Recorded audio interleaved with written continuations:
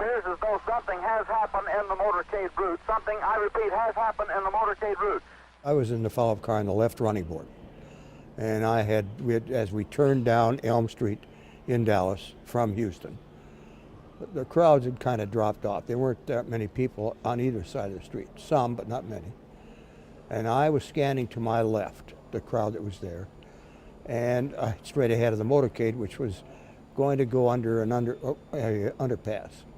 And there were some people on top of it, and I was concerned, but I saw some police up there.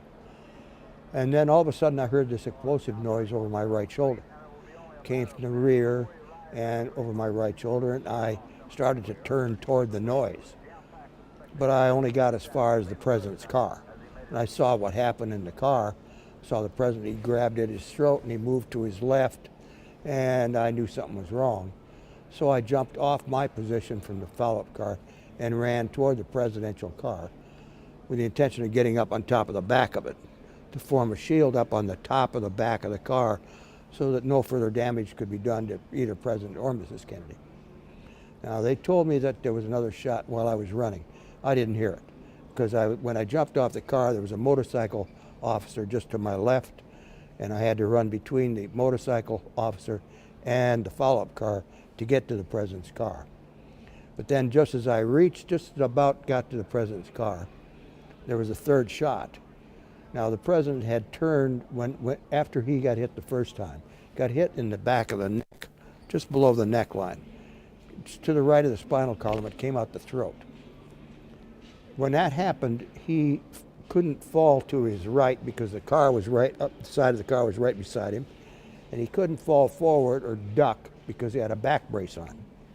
So he had to go to his left. He went to his left, and his head kind of went down. So when that third shot hit, it hit the back of his head here and exploded out the upper right rear quadrant of the skull.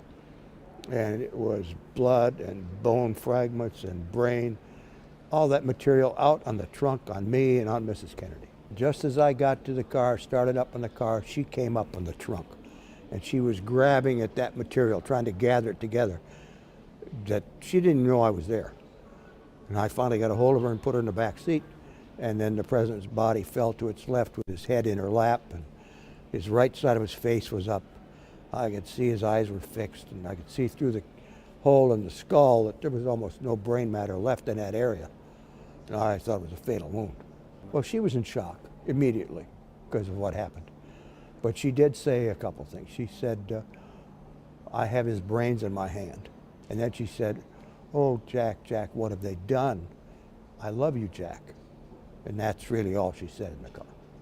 Well, I had no idea what was happening other than the fact that someone was shooting at the president, and that whether it was a group or an individual, I had no idea. All I knew was somebody was shooting, and I was going to do what I could to cover them up so that we could get out of there. We were tasked with the responsibility of protecting the president and the members of the first family. And on this particular day, we failed. We didn't do it. And so that's bothered me ever since. You know, what if it had rained that morning? What if a lot of things? So, and what if I'd have been able to move a little faster? I wouldn't be here, but President Kennedy would probably be alive.